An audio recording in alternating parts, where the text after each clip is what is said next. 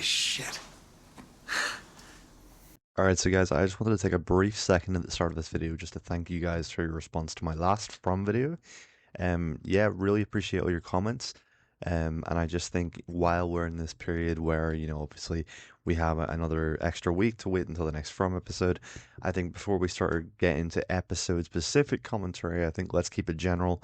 Let's go through some of your theory comments or your reactions to my last video on why is the show called From. If you haven't watched it, please feel free to look at the channel and have a look. So yeah, thank you for all your kind words, and I guess let's just get started here. The one I wanted to start with was this one as a nice opener because I think I've heard in a previous interview online the creators of the show actually, reference this kind of in a bit of a joking way. Go, oh, backwards, it's morph, not really MORPH, but it's kind of morph. And morphology, the definition of morphology is the branch of biology that deals with the form of living organisms and the relationships between their structures. That's the show creators kind of joking around with this sort of idea, but here's our comment.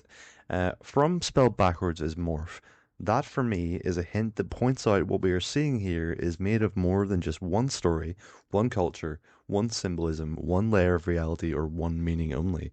So I think in general this is something I tried to get across in my last video that Fatima is spelling it out. The writers are spelling it out to us through Fatima in this season where we learned that the story of the golem and how it's a symbol, it's a champion, a protection, but in and amongst that dialogue we hear Fatima tell us that sort of all her father told her rather, that all religions and cultures and history come together to tell one distinct story. This ethos of, this pantheon of gods, a mixture of gods and mythology coming together to tell one story, I think the town embodies that sort of spirit of, everything these people can imagine, their manifestations of fear and hopes and dreams, all of the information of all the history of the lives and the people they're close to, used as a weapon against them psychologically. And I think this place really draws that energy from them in a way that we haven't quite comprehended yet. Honestly, I think, this is a good explanation. I think if we want to look at it literally, the title, having it flipped to be, from morph in reverse, I think it's quite fitting, obviously as a very literal metaphor of these people's lives have been flipped upside down. You have the marketing for this season where you have the flipped upside down trees, and also the sort of warped sense of death in this place where you don't really die, you still sort of exist in this sort of ethereal plane that we kind of reference right now as the Lake of Tears, which would be like down below in the water.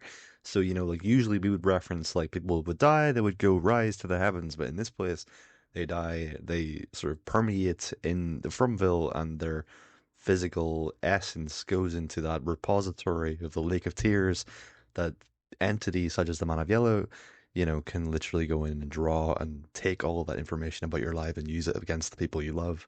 So the next one I want to look at are, I'm assuming coming from Brazilian commentators, please correct me if I'm wrong, but they informed me that the show From is actually in their geographic location, published and packaged to them under the title Origem, which translates to origin.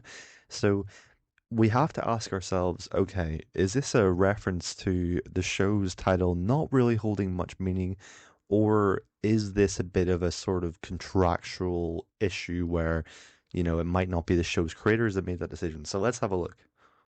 And initially, I was 100% worried that, this was going to relate to the fact that the show doesn't really have much meaning towards the title and it's just a placeholder name. From, it could be whatever you want, therefore you can change the name. But it turns out that when MGM actually sold the rights to, in this case, I looked into the rights in Brazil. So in Brazil, it's actually purchased with a right to localize clause in their contract by Globoplay in Brazil. So any Brazilians, you might be familiar with Globoplay. But yeah, they essentially have the full sort of authority to publish and repackage that to a more uh, familiar title for that local audience. So it's not actually the show's creators that have decided that this is going to be what it's called in different locations. And I think that would have been cool if different locations had a sort of mythology centered to them, and that would relate to the show's title. That would have been really cool, but probably very difficult to sort of connect. So I think for this, it just seems to be a bit of a contractual clerical issue because um, I think from the publisher's perspective, they want the show to make sense and have a title that is marketable. And if they have the right to change it, they often probably will. So, yeah, I think that kind of wraps that one up. So this next comment intrigued me. I thought it was really interesting because it talks about the computer science concept of fractal reduced order model. So that, the comment tells me it's a computational mathematical tool which will predict, behaviors in physics and deep learning models.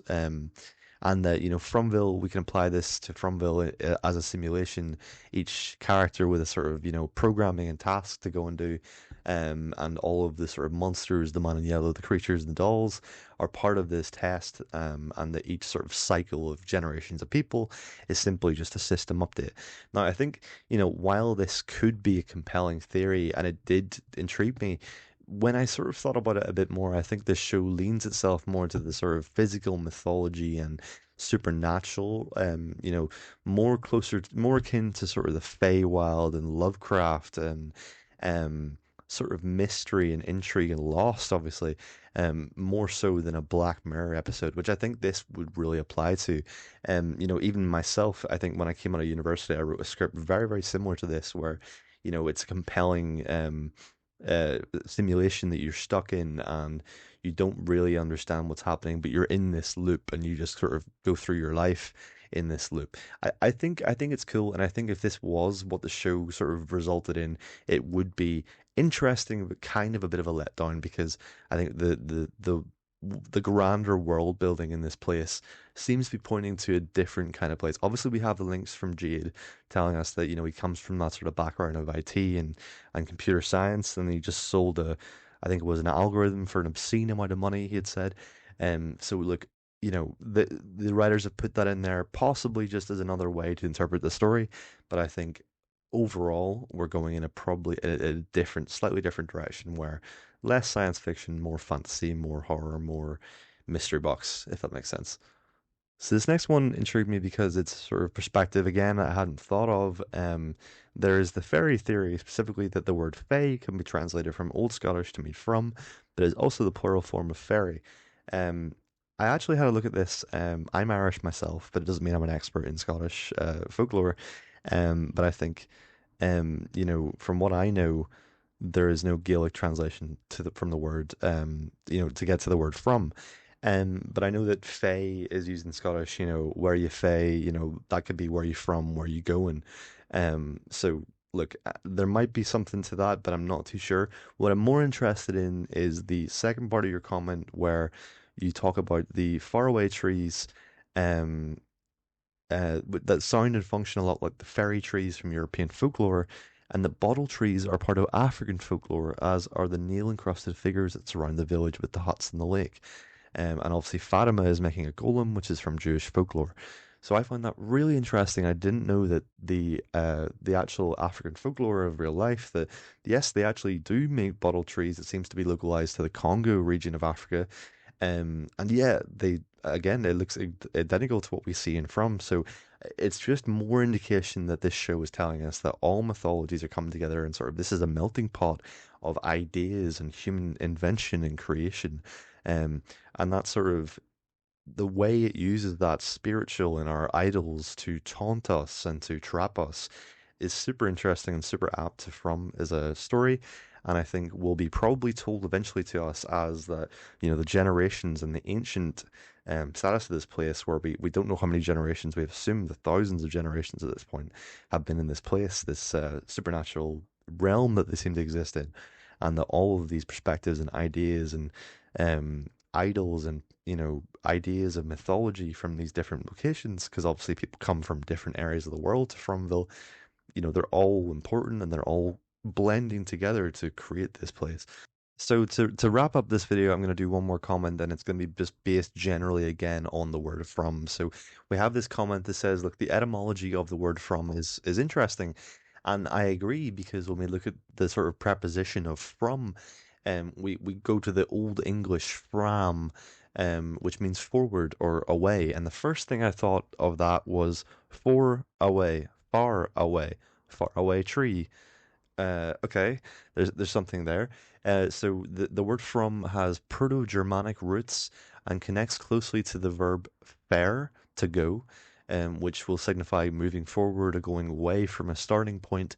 And it's kind of just another wishy, general kind of way, a blanket way of sort of displaying From and portraying From as a series, because we have this place that we exist in as humans, this, like the normal Earth, and then we're transitioned to this place where we have, faraway trees and man in yellow and people eating people and massacres and people masquerading as other characters and stuff.